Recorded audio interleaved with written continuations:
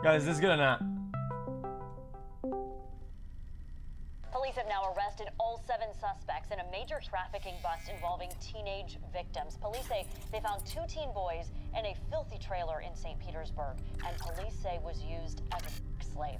You can't change someone who is inherently just messed up in the mind. Before we get into this documentary, I Guys, want to give a toes. quick shout Gonna out get to a my toes friend check. Nick, aka Soft Willie, for helping me tell the story about the dark sides of Discord. Soft As we go Willie? deeper into these chapters, things are just going to get crazier and crazier. So stay till the end.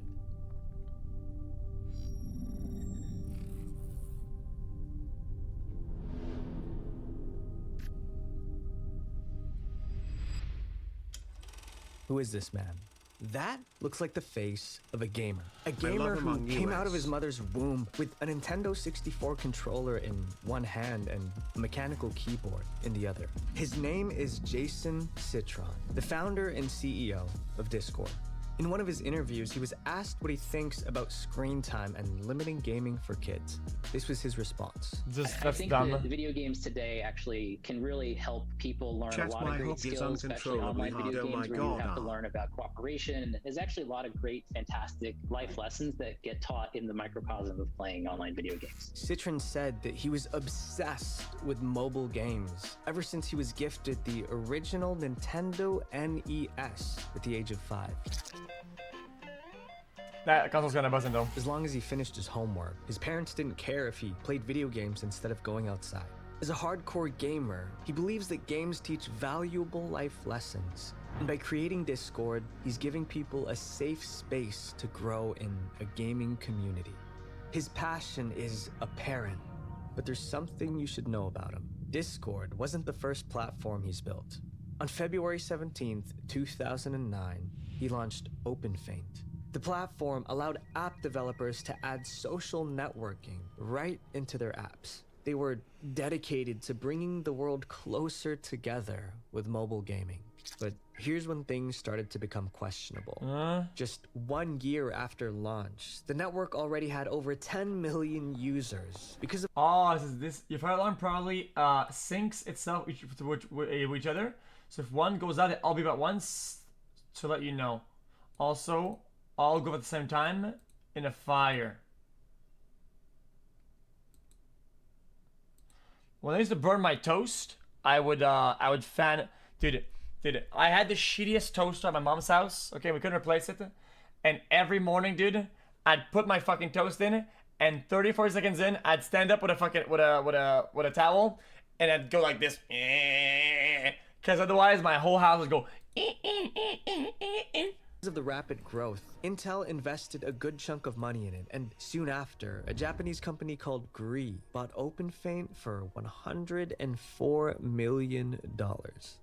There's no division between OpenFaint and Gree.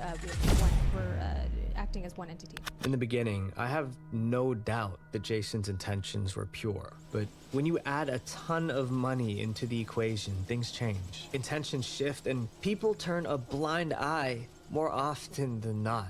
As soon as Jason's... Guys, this narration is a fucking disaster. I'm sorry, guys. I'm just gonna say, guys. He sounds like those, like, Facebook slam, like, poetic writers. You guys, you know what he sounds like?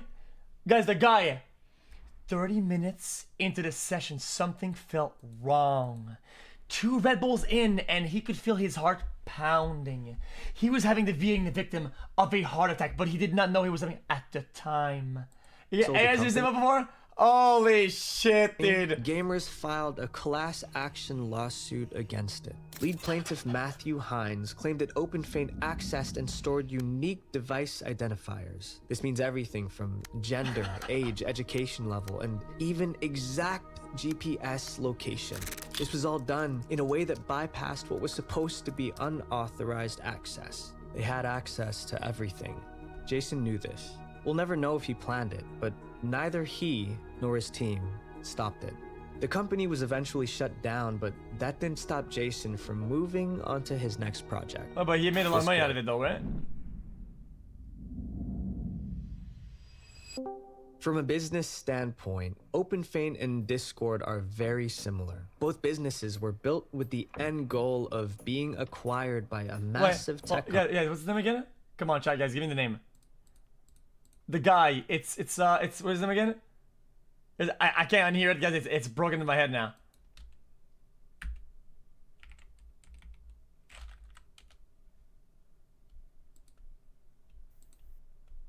Okay, I'll take one of his old videos.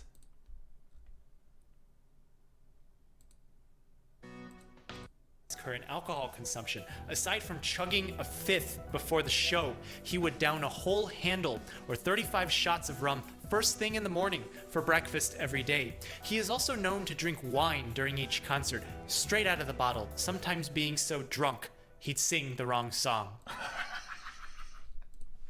Company, and we all know how that goes. Profits over users. You. Discord's business model was complicated too. First of all, it's free to use, so how did they make money? Well, right off the bat, Discord relied heavily on venture capitalist funding, which is not a sustainable model. Today, the way Discord earns revenue is through being a freemium platform, which means that it's free to use, but with optional subscriptions such as Discord Nitro. Over 2 years ago, we launched Discord Nitro, a way for you to support us and get some sweet perks for your account. However, running such a huge company on optional subscriptions isn't helping them pay the bills. I'm not 100% sure, but according to some sources, Microsoft offered Discord 10... Guys, I buy all of the stupid shit on the internet, chat. Nitro is fucking bullshit, garbanzo. $1 billion to buy the company, but Jason still turned Microsoft down. Forget thinking big. Jason is thinking huge. He believes that his company is worth so much more. Now, we all know that businesses need good revenue to be sustainable, but Jason Citron already had a track record of illegally collecting and selling personal data from its users. Why did he sell it? How can we be so sure that he won't do it again? The next time you open Discord, you might want to think twice if they're really putting you, its user, first. I asked Jason about what he thinks about... I actually asked some of the higher ups at Discord multiple times, because I see them at the parties and shit. Like, is that parties? And I always ask, how the fuck, why can you not delete full combos on Discord? Why can't you delete anything? It's all locked. It's just so fucking annoying that it locks in there. Doesn't mean it's just not possible, and oh, you can with certain tools, but that's not true though. You can't. Safety and content moderation. We do have a trust and safety team. You cannot. In DMs, you have to go one at a fucking time. Bing, bang, bing. It's so annoying. Full-time employees that people can escalate issues to. If people forward messages to our, or report content to our trust and safety team, we will go investigate and we will action communities that are violating our guidelines. Wait, what? Well, I'm sorry, what did he say? We do have a trust and safety team. Full-time employees that people can escalate issues to. What am I hiding? Well, I mean, I used to be cringe. I still am, but there's some cringe on this one I just want to get rid of. We'll forward messages to our, or report content to our trust and safety team. We will go investigate and we will action communities that are violating our guidelines.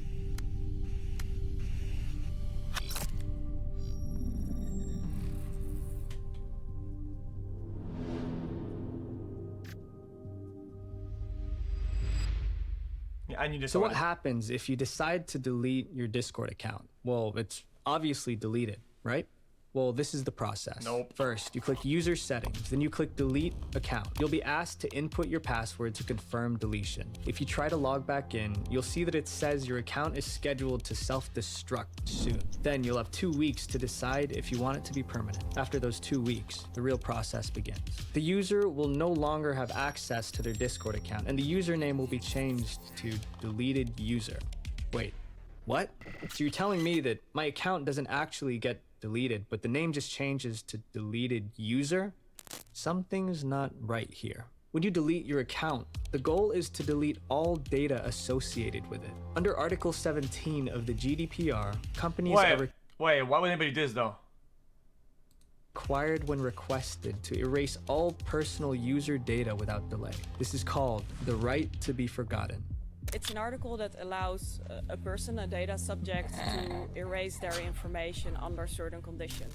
But what really happens when Discord deletes your account? All the messages you've ever sent are still stored and your username simply changes. I'm not an expert in law, but to me, it seems like it clearly goes against the GDPR. So what else does Discord keep track of? Wait, is this in EU though? Because did that say EU? EU has a bunch of garbage as well though. Yeah, this only applies to EU. Also, EU has a bunch of fucking weird laws and shit that apply to the internet, but nobody does shit about them. Nobody fucking puts them, and nobody enforces that shit. Everything. A Reddit Germany has a bunch of weird shit with the internet, but nobody enforces that garbage. Sorry. User by the name of Cloud Racer did an interesting experiment. In 2018, as part of GDPR, Discord allowed users to download their data and also created controls for turning off how much data was collected. This Redditor wanted to see exactly how much data Discord stores and how the whole system works. What they found was that every click of a button and every word typed was tracked by Discord. This information was then stored into 5 separate folders: account, activity, messages, programs, and servers. You can find all the messages you have ever sent to anyone. And if you've ever used Discord for gaming, you're aware of the feature that tells you what games your friends are playing. Discord stores history of that If companies violate GDPR, they get fucked. too, which is just unnecessary. What's crazy is that Guys, even Hotmail at the time, it was 14 days or like 2 months for deletion. everything you post or even send through a private message is not private. Everything you send, regardless if it's in a DM or in a public server, is absolutely not private. One Reddit user said that his friends got their accounts disabled for being under the age of 13. This was a false report because they were all above 16. But why did Discord think they were 13? Discord staff looked through their old messages of them joking around about being 12 years old because they were playing Fortnite. One HP. Nice. I'm gonna finish. But if you read the messages surrounding it, you could tell that it was a joke. They emailed Discord and Discord requested selfies and a photo ID. But in the end, despite having done what was requested, Discord said that they were banned permanently. On top of moderators having access to your messages, the Mozilla Foundation said that Discord as a platform is not intended for encrypted communications. It does use standard encryption, but does not provide end-to-end encryption for its video chats. This makes them a massive target for hackers because it only takes one breach for everything to become public information. Even the notorious Facebook, which has had privacy concerns in the past, uses end-to-end encryption. But the question for Discord is, why? This is just speculation, but since Jason Citron had a past of selling personal data in OpenFane, wouldn't it make sense for Discord to do the same? I mean, selling data is profitable, insanely profitable. And Discord is having trouble bringing in the types of profits that selling data would. But again, that's just one theory. The Redditor that did the experiment left a powerful statement which I summed up here. Discord's moderation team can read your messages. What would you type in a private message to someone? Your secrets? Fears? Your passwords? I talk to my friends and I talk to my lovers. They know a lot about me, but less than Discord does. While the platform may not be able to do anything bad with my messaging and CCPA, it's both EMEA and US. Yeah, but the right to deletion though is just kind of like, I'm sure listen, I don't know much about law that much, okay? But I'm sure they use some insane fucking loopholes to go around the right of to be forgotten and shit, and a bunch of other loopholes, dude. Because clearly a bunch of websites don't have this, okay? The right to be forgotten, that shit is clearly not enforced or loopholed around for sure. Because I can't find a single site I can actually delete my shit from. It's just impossible. Discord staff members absolutely can. And as Jody Rels said, once you've lost your privacy, you realize you've lost an extremely valuable thing.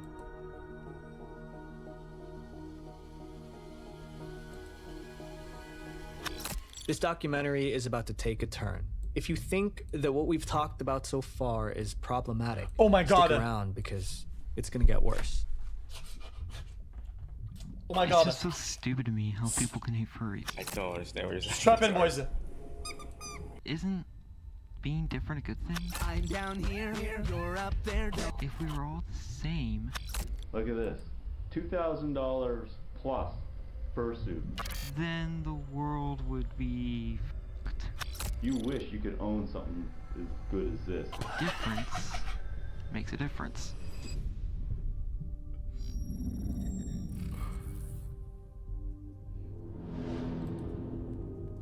I wash my hands. If you don't have a clue what cubs are, and no, I'm not talking about this cub or this cub, then let's start with the basics. xQcL, I love you, chat. Furry fandom is a subculture interested in animal characters with human personalities. The members of this community are known as furries. I'm not alone. There are other people out there that are into this. Oh my, more furries! Oh my god! We've made over 600 fursuits.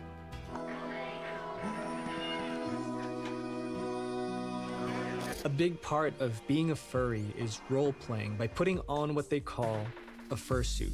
Members of the furry community say that this is a way for people who are shy or don't fit in to fit in.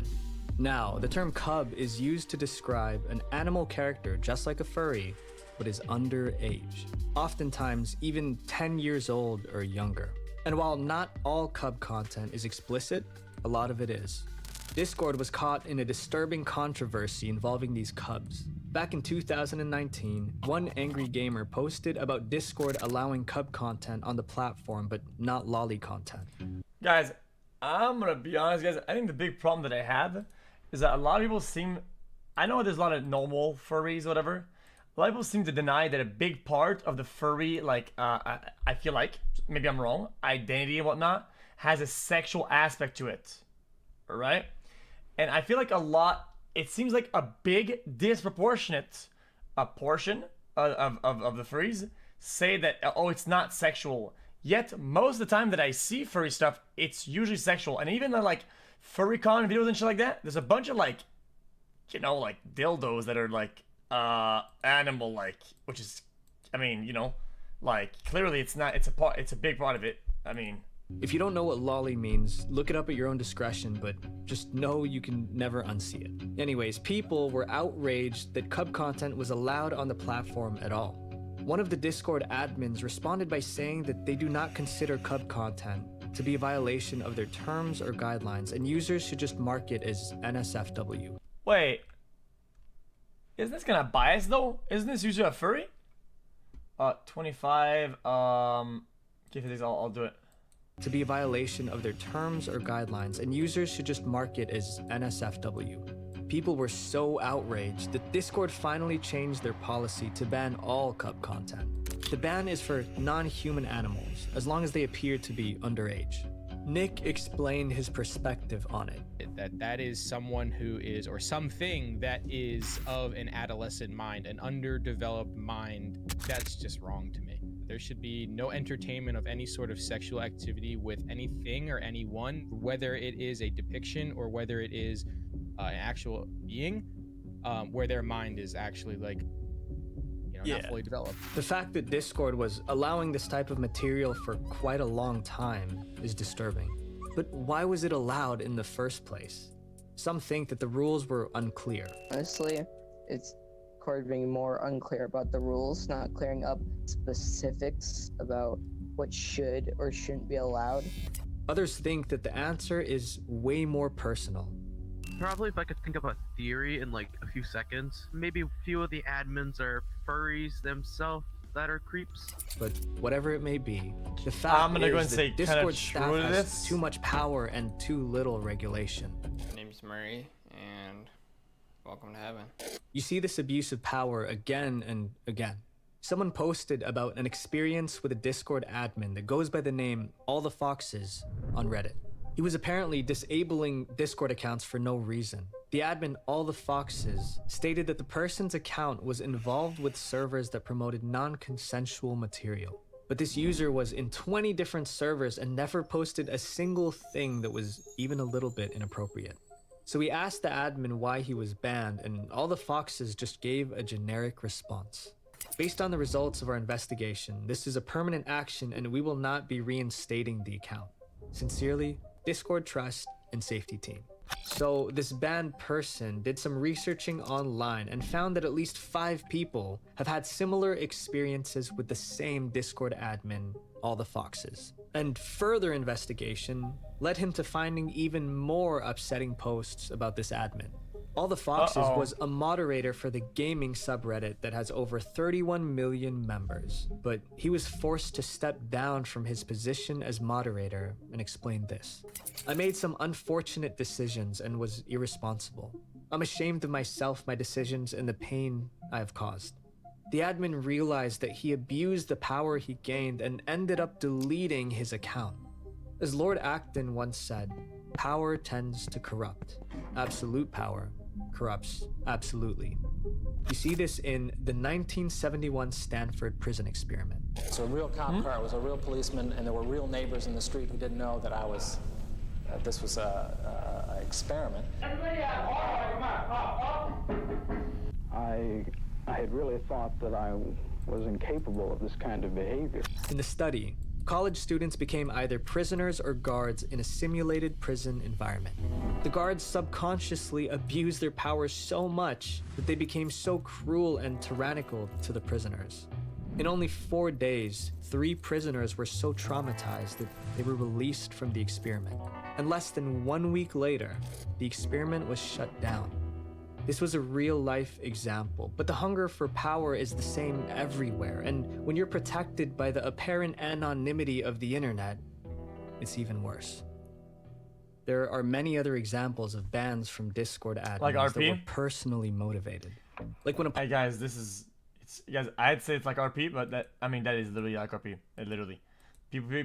People abuse their shit all the fucking time. What about it? popular YouTuber named Quackity was banned for reasons that didn't go against the terms of service. This doesn't feel like I got the reasoning for my ban. This feels like you personally got motivated to ban me. The reason for the ban was so poorly written that it wasn't even grammatically correct. Posting images of people using Discord in ways you think is funny isn't acceptable. That would just confuse me. What does that even mean? There's no doubt that the abuse of power is obvious with some of Discord's staff.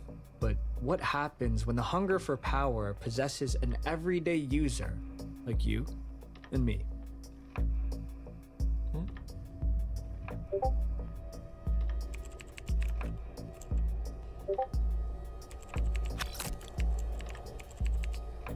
What is this fucking video?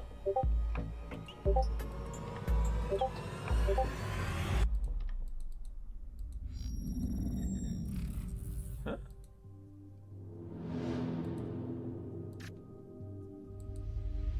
This is overly dramatical for no reason. I feel like you could get to the point What without all this is shit. doxing?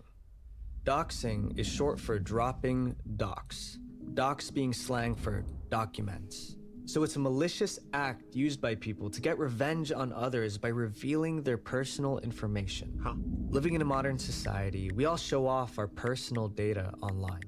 We post comments on Instagram, argue with people on Twitter, and buy things from Amazon. But what if you get in a fight with someone and they end up digging through your information to expose you and damage your reputation? Cybercriminals go a step further. I'm talking your home address, bank account information, and even your personal photos that aren't shared to the public. And Nick, aka Soft Willy, explains that it happens more often than you think. I was in communities where people would threaten to dox all the time. One server that I was on where I met actually all of my friends, there was a huge doxing scare of like 15 people, where this one kid was just targeting loads of people. With doxing and with the blackmail material that I had mentioned comes explicit material. Comes like, I have your naked pictures, I have illicit photos of you, I have screenshots of you, whatever it is, give me your information and this will be released. So doxing must be illegal, right? Yes and no. If your information is public and someone just reposts it, then it's not illegal.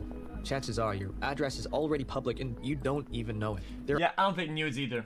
Guys, even when I'm in a shower, because I use my phone in the shower every day. Every day, I'm in the shower with my phone. But I always go like this. Yeah, I have like a phobia, okay? Of like, I think, I'm always like this. If I'm standing up, I'm like this. Make sure that the camera is facing like this and like that, you know? And I'm never like this or like that, dude. Like that, dude.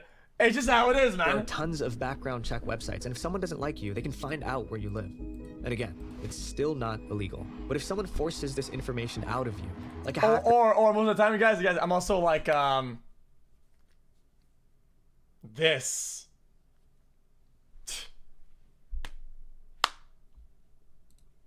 pinpointing your exact location, or finding out your social security number, it's definitely legal. This almost happened to a YouTuber named xQc. His life was threatened. xQc plays the game RuneScape and posts YouTube videos about it. There's a Discord community of desperate people that would do whatever it takes to get their hands on the in-game money. These people create a livelihood from manipulation and scamming. They're so numb to this lifestyle that they do cyber attacks to the point of committing felonies without thinking twice. One person even commented on xQc's video saying that this literally feels like a virtual cartel, and xQc was one of their victims. It started when he made friends with a scammer on RuneScape. The scammer taught him how to get a guaranteed first hit against an opponent and shared other secrets through Skype. If I lag, I'm being targeted. Okay, big stake. I'm clicking into it. Wow. Wow, yeah, I'm done. I'm not sticking today. I'm not sticking today. A year later, the scammer stole 250 million in-game currency from Kemp. But luckily, the scammer ended up regretting his shameful lifestyle and offered Kemp an inside look into the underground scamming scene. I knew people in the Dead Man Mode tournaments with teams of auto hockey cheats. xQc got messages from the underground community when he started bringing to light the scams that have been going on in their Discord server. The scammers offered to pay him to tell them who his inside source was, but money wasn't going to change his mind. xQc put out a tweet regarding the scammers' greedy mentality, and the threats began. You really want to put me on a tweet? I'll get you swatted, you rat. You have 2 hours to take the video down or I'll make you regret it. He continued saying that his community is working on doxing xQc to find out his home address so they could cause physical harm. And the threats just kept getting worse and worse. You don't think someone can't just pay someone to get you killed? Luckily, I don't think their toxic community was able to find xQc's person. Guys, this is the sanest RuneScape player. When it registers, When it registers, look, they know it's lagging! Look! Is on the back burner now, needs to hit a VLS spec big. 17 gets his one back, off prayer. This could kill Manx. When it registers, mate! What the fuck? Look how laggy it is! The hit didn't even spawn!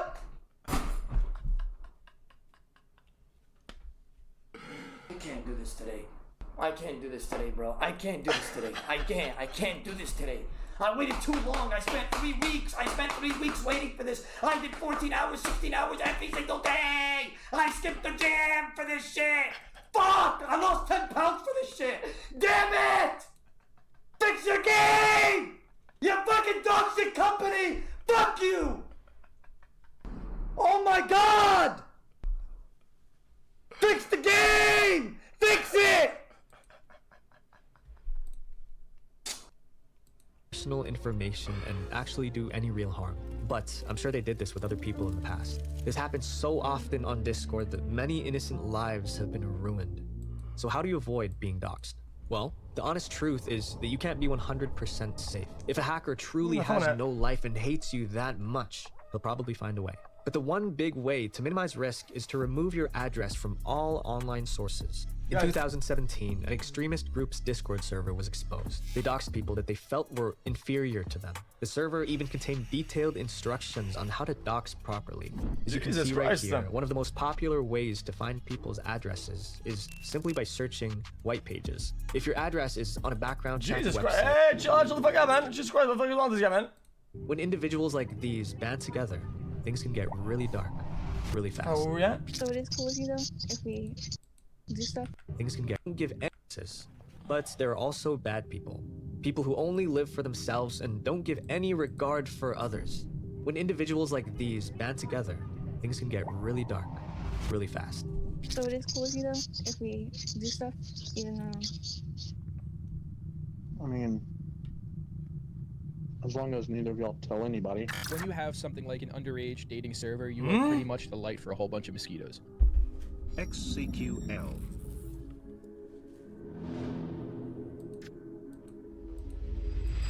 According to the FBI, there are believed to be more than 500,000 online predators active each day, and a lot of them are in Discord. They're very much around on Discord, and the reason why they're very much around is because it's so easy to be around. Discord is the perfect platform for these types of people because it's so easy to fake who you are. You don't need a real profile picture. You can set your age to whatever you want, and you can message whoever you want. When someone puts up a fake facade, hey, I just want to be your friend, but they're actually a 28-year-old dude and you're a 15-year-old girl, the ease of doing 24/7 reactor sort of content, kiddo. Hey man, are you still mad your insurance banned? Fuck you, dude. Permod, sucker. It's just super easy. On April 6th, 2009, Nick put out a video busting two Preds in Discord. Guess what, bro? You just got fucking catfish, bro. How do you feel being a bro? 15-year-old, bro, and you're 25? Damn. That's upsetting. The video got over 600,000 views, and he gave me some insight about what goes on in the minds of these people. The biggest proponent is that they're lonely. So when they're lonely, then you start reaching for the vulnerable, which is what a lot of these people do. And I don't at all agree with what they're doing. That's just a simple truth. Some of them are just up in the head, and then some of them are just really fucking lonely, and they don't think straight, and they, still do it anyway because they're like, okay, no, it doesn't really matter. What's scary is that there are these dating servers specifically for people under the age of 18. These servers are for 13 to 17-year-olds, but they're the perfect bait for Preds. A YouTuber by the name of Blazin decided to infiltrate one of these servers, posing as a young girl. A random Discord user named xQcS DM'd Blazin's fake profile. They were talking casually at first, but then he asked for her age. She explained that she was 14 years old, but that didn't faze 23-year-old xQcS. He proceeded to ask for selfies from her, and after receiving the fake pictures, he sent something extremely obscene. 1 in 5 US teenagers who regularly use the internet have received messages like these. And sometimes it's not just obscene pictures that are the result of it. Florida law enforcement just busted a major trafficking operation involving teenage victims. Was lured through an online gaming app called Discord. In 2019, there was an article posted about Discord being used to lure teens into trafficking. Police arrested 7 suspects in a bust involving teen victims. They found 2 boys locked in a trailer in St. Petersburg, Florida. One of those boys had been there for 1 year to be used as a slave. For the next year, police say he was held captive in a filthy trailer with 4 adult men. And Discord was the way the suspects connected with their victims. Christopher Gertason talked about why kids are easily accessible on the platform. We just have it running in the background, so we don't have to press down any buttons to allow our voice to pass through the game. We just talk into our mics, and everybody in our channel can hear it. These suspects most likely joined servers posing as teenagers because it's so easy. All you have to do is join it. There's no one vetting anybody. All you have to do is just join the server and pretend you're however old you say you are. Nick also talked to me about how kids who are under 13 were joining his own personal server. I don't know how many times I've had to just say how old are you, man? Like honestly, be honest with me. Guys, guys, who the fuck is Pyro? Who the fuck is that? I guess tip of that shit in the chat, man. But I'm a really big fan. It's I'm sorry. This is a liability for myself. This is against Discord's terms of service, and it's dangerous for you. So for that reason, I'm gonna have to remove you from the server. On Discord, it's easy to pretend. Dangerous catfishes joining online communities will never go away. We can do our part, but they'll always exist online.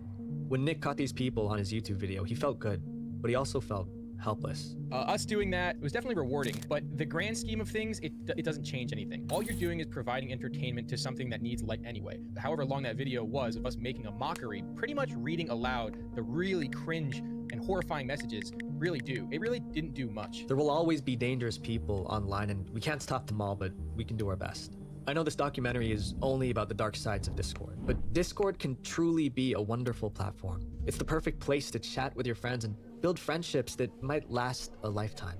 It gives you the power to create your own place to belong when you don't feel like you fit in. You guys say cap, you guys clown Discord, but everybody uses it. Everybody always clowns saying this Discord user. And motherfucker, use Discord like 80% of your day. Nick wanted to leave you with some advice. Do not take this app so to heart. Do not take everything. I use Skype. Shut up, bitch. Shut up. Shut up, man. I made a TikTok. No, but anybody uses fucking Skype these days, man. What are you talking about, man? I fell into that hole. I'm pretty sure a lot of us did, and it is very, very dangerous and detrimental to the mind. I know what it's like to not have many friends, so you resort to your online friends. Online friends actually end up treating you a lot better, is from what I've noticed, than people in real life. However, you have to find that point where you know when it's healthy to kind of take a step back, because when you take a step back, you're also no longer prone to any of these dangers. And I agree. I would never encourage others to delete an app they enjoy using, but I believe that life is about balance. Your online presence on Discord should not constitute your entire life.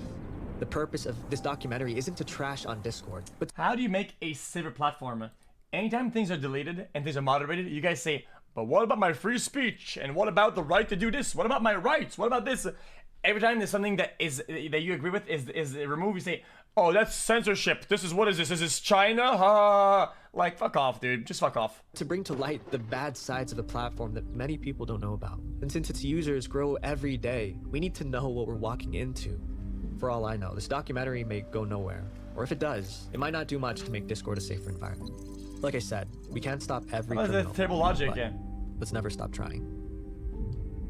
Now go make the world a better place. Visual Venture. Okay. I enjoyed this video, but this was a little bit... That was way too dramatic for no reason. Also, the visuals were a little bit off, but it's a good video, though. I'm sorry for the criticism. I liked it.